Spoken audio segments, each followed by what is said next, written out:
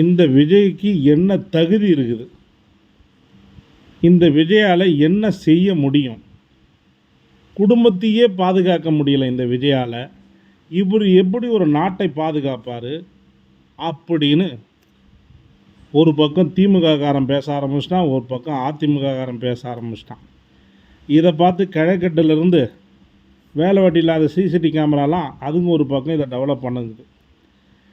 ஒட்டுமொத்த 4 லாங்குவேஜையும் தான் கட்டுப்பாட்டில் வச்சு கொண்டு சும்மா கையாட்டி என்னம்மா அப்படின்னு சொன்னாலே 400 நாள் 300 நாள் ஓடுற படம் எடுத்து நடித்து யாருக்கு என்ன கேரக்டர் பிடிக்கும், எந்த இடத்துல எப்படி நடித்தா, எந்த இடத்துல எப்படி டான்ஸ் ஆடினா, எந்த இடத்துல எப்படி வசனம் பேசினா மற்ற மனசில் இடம் பிடிக்க தெரிஞ்ச அந்த நல்ல மனிதனுக்கு அரசியலில் களை கட்ட தெரியாதா ராசா?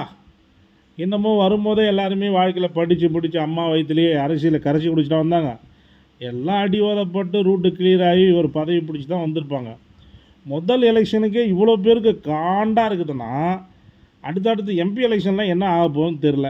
ஒருத்தர் என்ன சொல்கிறாரு, விஜயை வச்சு தான் அதிமுகவா திமுகவா ஒரு முடிவு வரப்போகுது.